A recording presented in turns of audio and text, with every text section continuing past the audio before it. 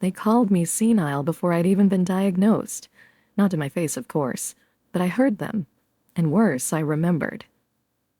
I'm Margaret Langley, 71 years old, widow, mother of two, and apparently the family embarrassment.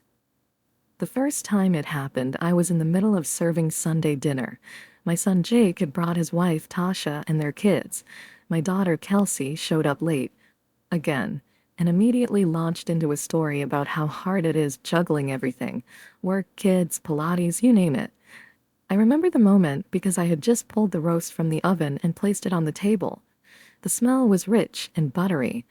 For a second, it felt like old times, the kind where laughter came easy. Then I dropped the serving spoon. It slipped from my hand, not shaking, just clumsy. I bent down slowly to pick it up, a bit annoyed with myself, and that's when I heard it. Jake whispered, not low enough, to Tasha. "See? It's starting." I pretended I didn't hear, smiled, laughed even. I cracked a joke about how my hands have a mind of their own these days, but that moment didn't leave me.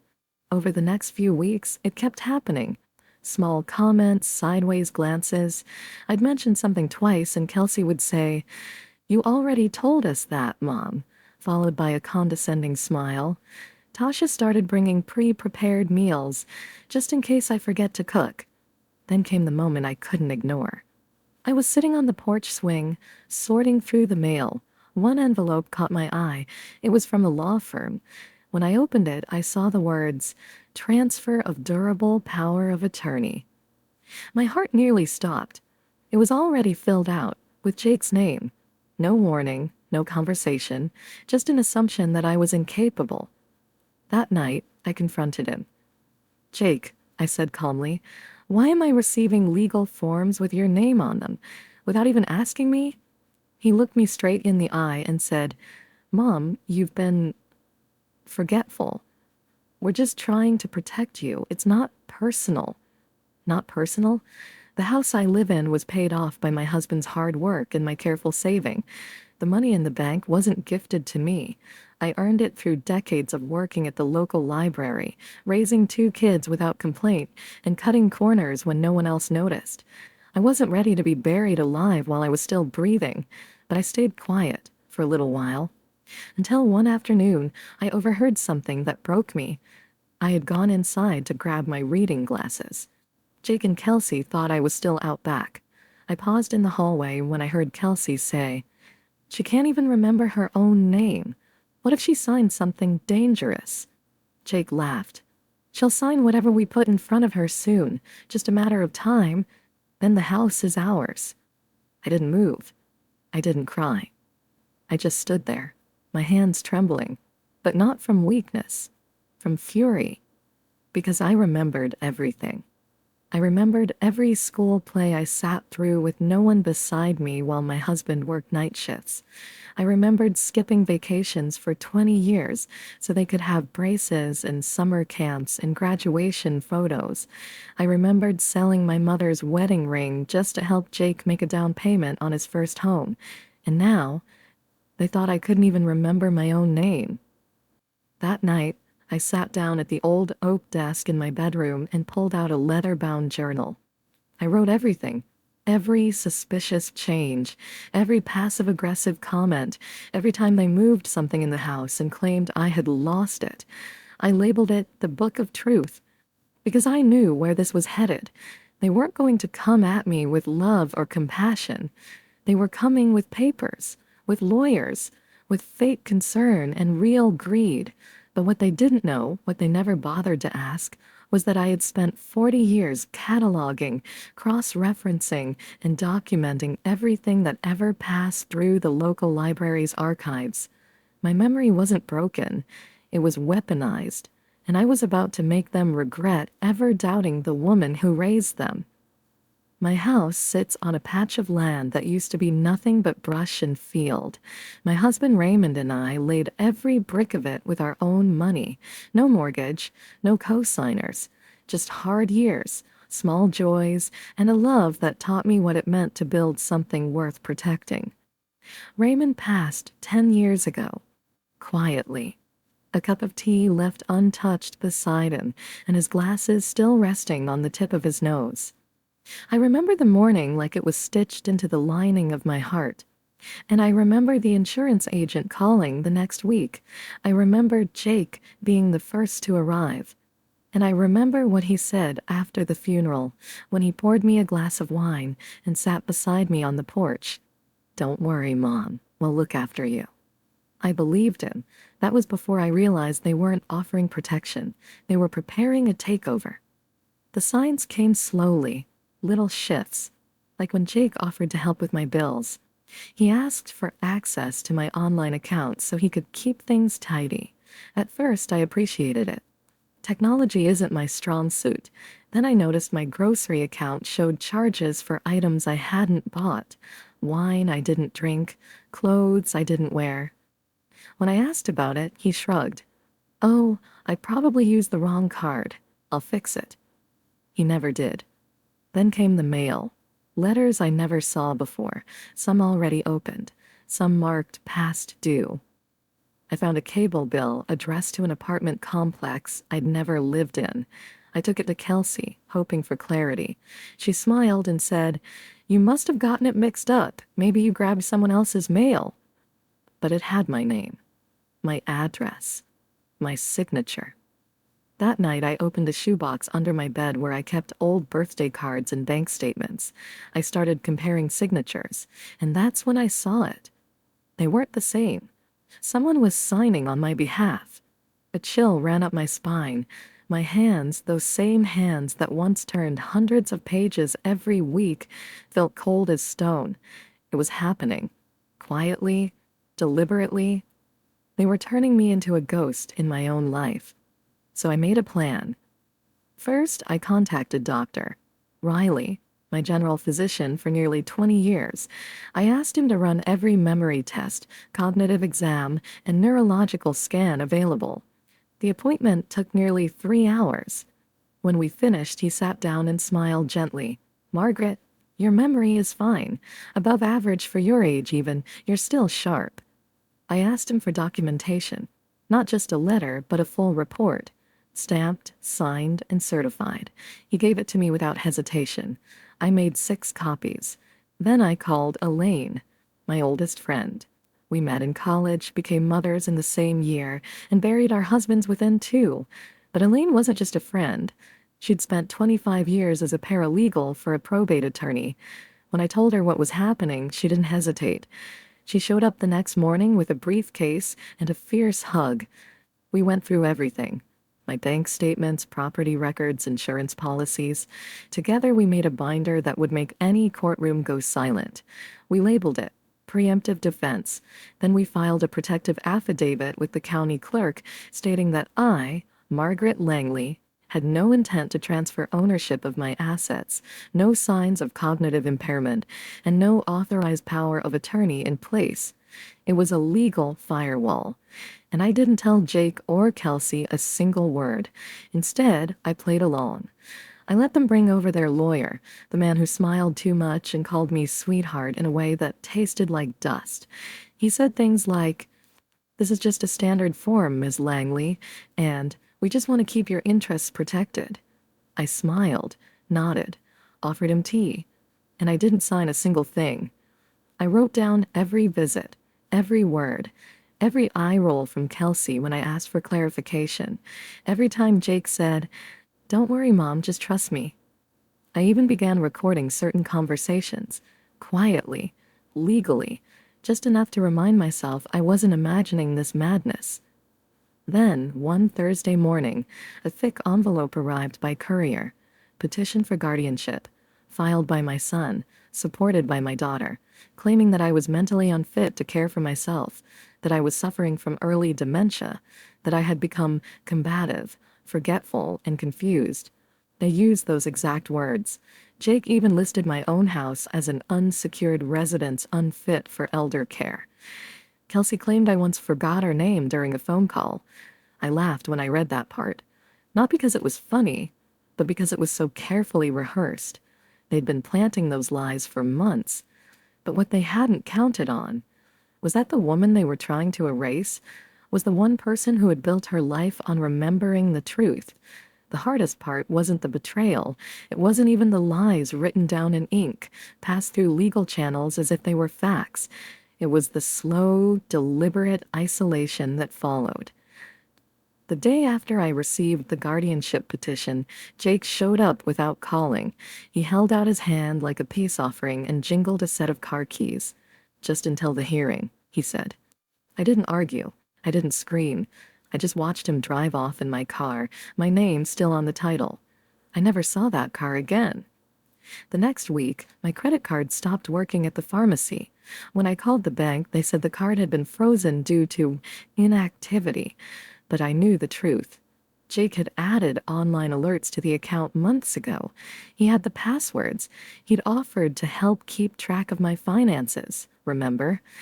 And just like that, one piece of independence after another was taken from me. That's how it works, not with chains, but with gentle, patronizing smiles and slowly disappearing options. I tried calling Kelsey. No answer. Then I tried her daughter, my granddaughter, Emily. She picked up on the first ring. "Grandma?" she whispered like she wasn't supposed to be talking to me. "Hi, baby," I said, forcing cheer into my voice. "How's school?" There was a pause. Then she said something that cracked my heart in two.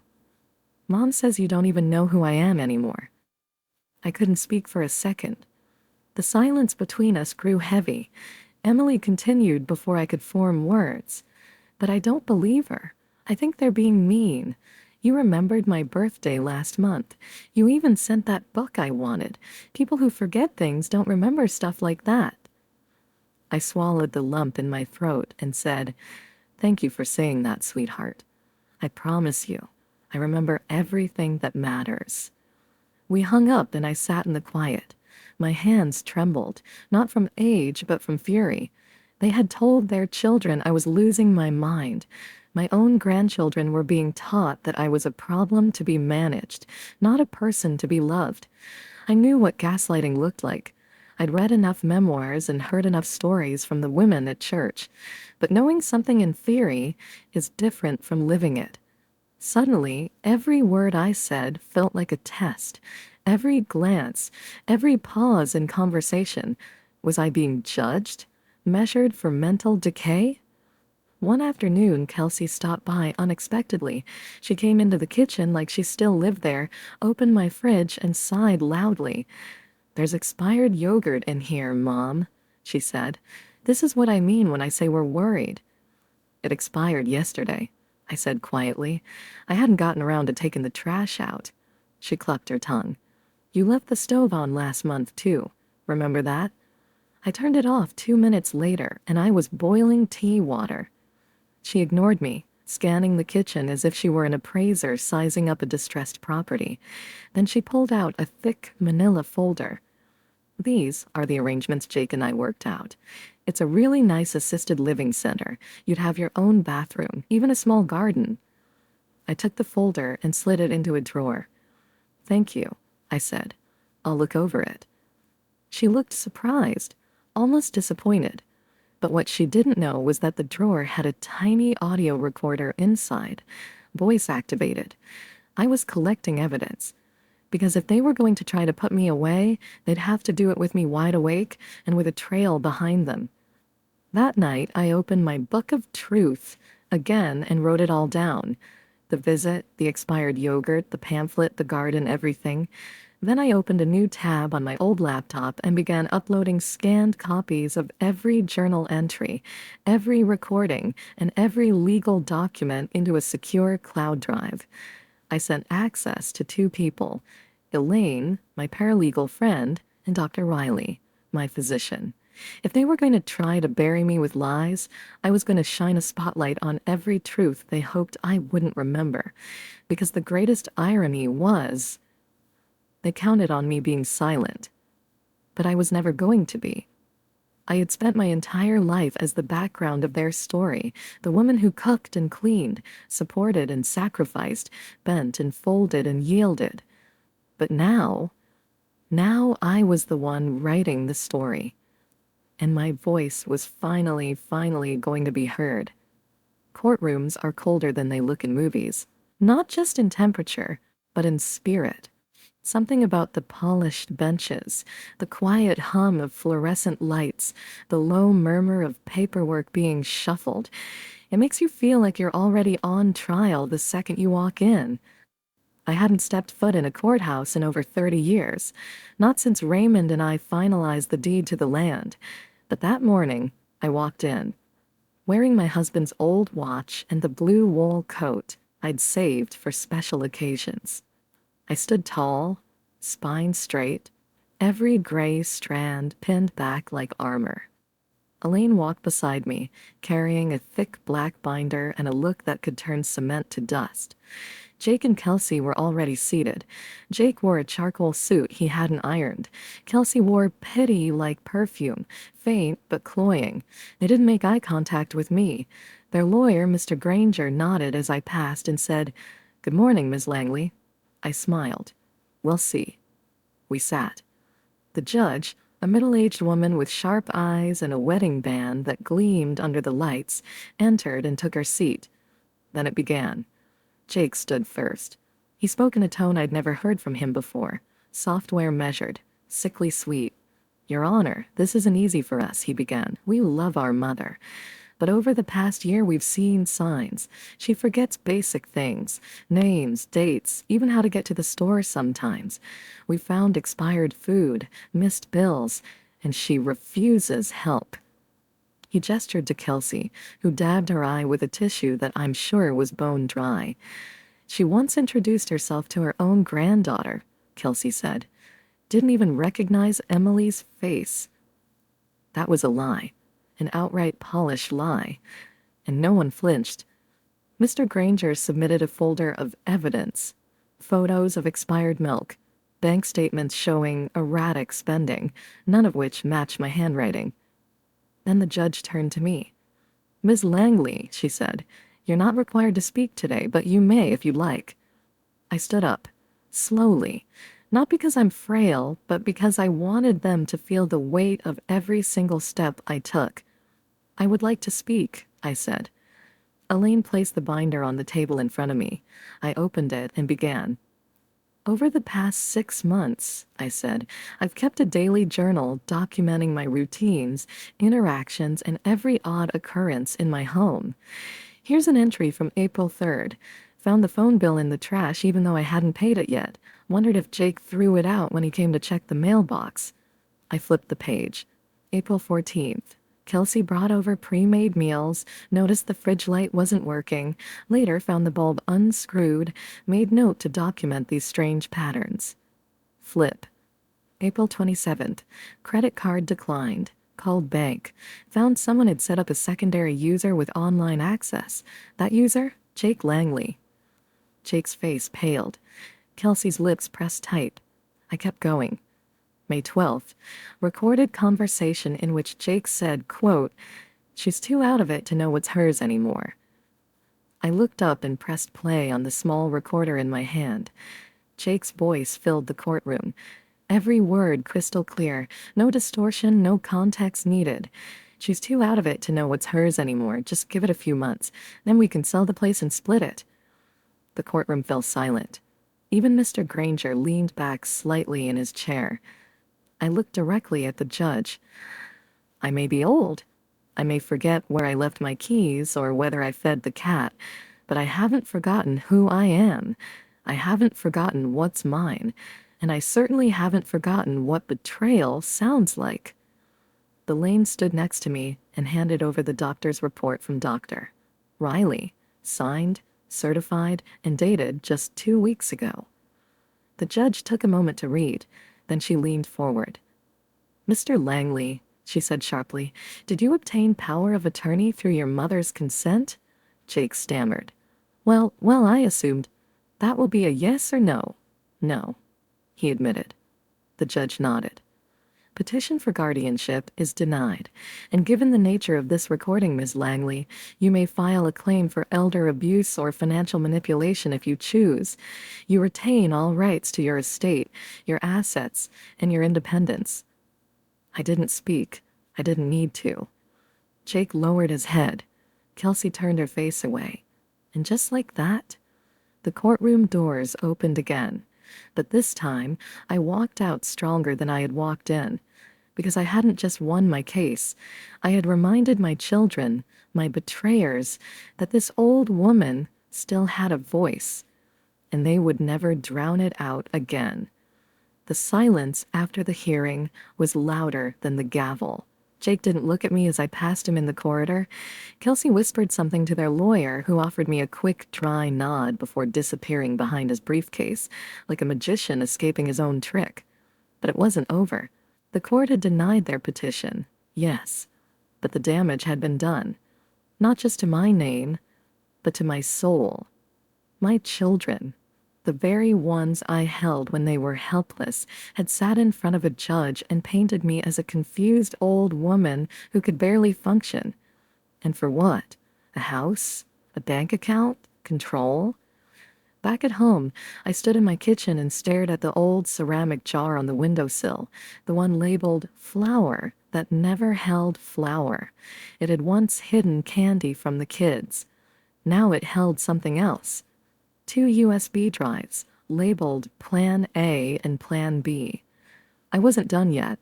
Jake and Kelsey thought that courtroom moment was the climax, that I'd crawl back to my quiet little life, grateful to have survived the ambush. But I wasn't interested in surviving. I wanted closure and justice. So I opened the folder Elaine and I had labeled Phase 2.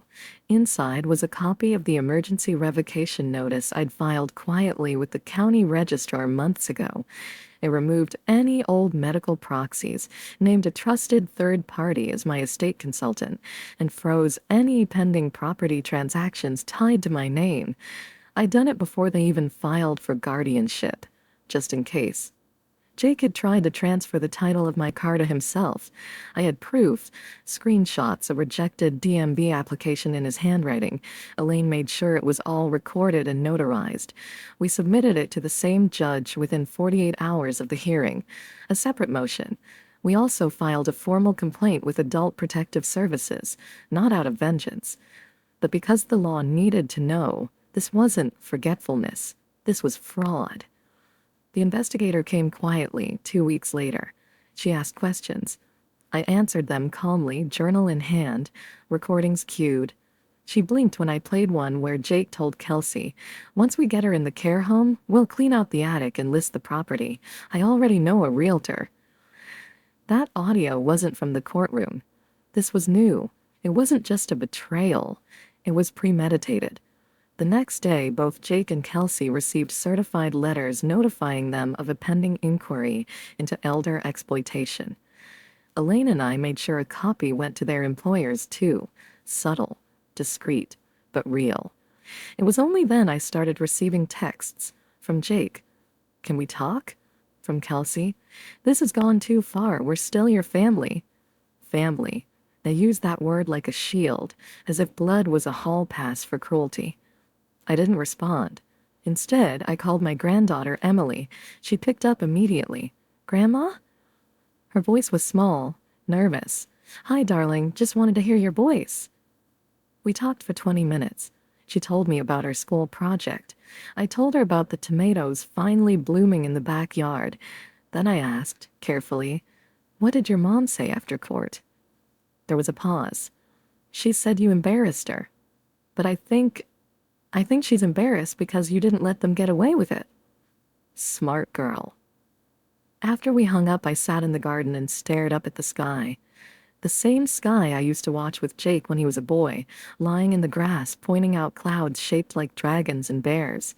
What happened to that boy? Maybe he got tired. Maybe he got greedy. Maybe he forgot the softness that raised him. But I hadn't forgotten.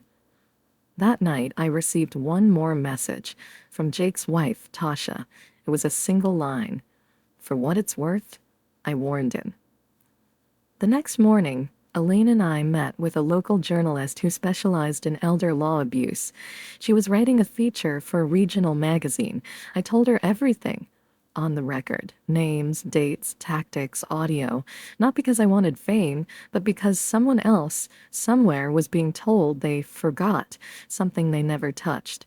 Someone else was being treated like they were slipping, when the truth was, they were being pushed. A month later, the article went live. Its title? She Remembered Everything, a Mother's Fight Against Her Own Children's Greed. The story spread, not virally, not with noise, but with whispers. Whispers that reached Jake's boss, Kelsey's neighborhood, their church, their friends. And just like that, they stopped speaking to each other and to me, because some truths are too loud to bury, and I had finally said mine. The funny thing about truth is, it doesn't knock politely, it crashes through walls, and when it does, people scatter. Not because they're afraid of you, but because they're afraid of what they said when they thought you'd never speak. After the article went live, my house got quiet in a new way, not the kind of silence that aches, but the kind that heals. No more unannounced visits, no more fake check-ins, no more gaslighting under the mask of concern. Just peace. I started planting again. Nothing fancy. Some basil, a few marigolds. I made tea with my own mint leaves. I even found Raymond's old bird feeder in the shed and hung it back up. Neighbors started waving more often. One of them, a retired nurse named Carol, stopped by with lemon muffins and said, "You made us all proud, Margaret. A lot of us have stories like that, but we didn't know how to tell them." That's when I realized this wasn't just my story. This kind of betrayal, it wasn't rare. It was just quiet. Too many women like me were suffering in soft, invisible ways, disrespected by their own families, slowly erased one forgotten moment at a time. So I decided to make noise. With help from Elaine and Emily, I started a weekly podcast. Just my voice, some tea, and a microphone. I called it The Mind Is Still Mine. Each episode I shared stories, mine and others. Tips on spotting red flags, laws people didn't know existed, advice from lawyers and social workers, and mostly reminders that memory loss isn't a death sentence and aging isn't consent for disrespect. To my surprise, it grew. Emails came in, then letters. A woman in Indiana said she was about to sign over her property until she heard my story. A man from Florida said his sister had been doing the same thing to their mother. He thanked me for giving their mom the words to fight back. I wasn't just reclaiming my own power. I was helping others find theirs too. Jake never reached out again. Neither did Kelsey. But I heard things. Small things. Jake lost his job after his employer read the article. There was a conflict of trust. Kelsey moved out of state not long after. Her marriage didn't survive the shame. I didn't gloat. I didn't smile. I just kept planting. On the anniversary of the hearing, I invited Emily over for dinner. She brought her laptop, asked if I wanted help uploading another episode. We sat together, editing audio, sipping tea, laughing like friends. And at one point, she turned to me and said, "I'm sorry they tried to take everything from you." I looked at her, this smart, kind, brave girl, and said, "They didn't take everything. They just taught me what was actually mine." It's been nearly 2 years now. The leaves have turned and fallen twice. The birds keep coming back to the feeder. My garden, once patchy and tired, now blooms every spring like it's defying time itself. I still live in the same house, mine, legally and emotionally. The floors still creak in the same places. The window still sticks in the upstairs hallway, and I still have the drawer full of journals marked truth. But I haven't needed to add to them in a long while. Some wounds close with bandages, others with distance. Jake and Kelsey? They never spoke again. Not to me, not to each other. What they did and what they lost split more than my trust. It fractured whatever illusion of unity they once performed. I grieved that. Quietly. In the mornings, mostly, with coffee and the sound of the wind. You can love someone your whole life and still choose to live without them. And sometimes, that's the bravest choice of all. Then, one afternoon, something unexpected happened. I was at a small local event, a fundraiser for senior outreach programs.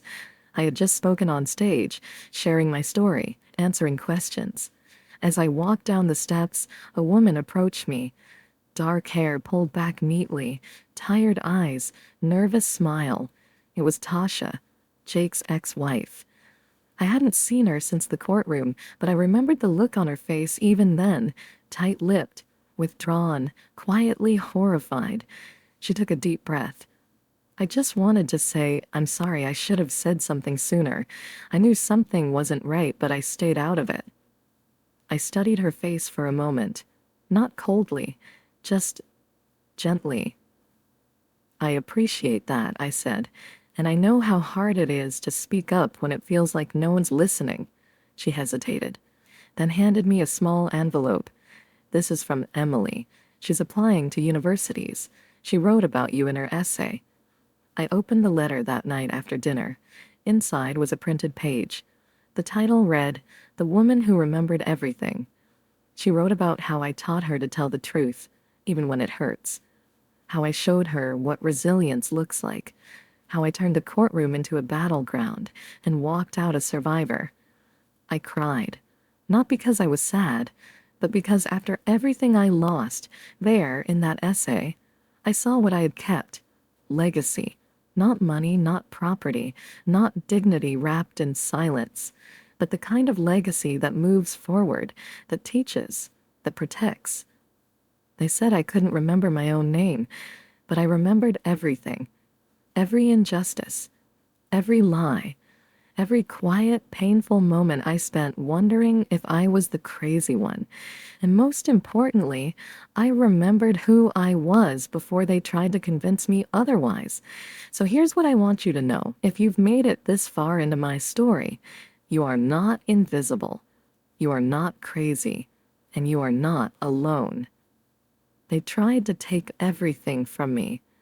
But what they really gave me was my voice. And I will never let it be taken again.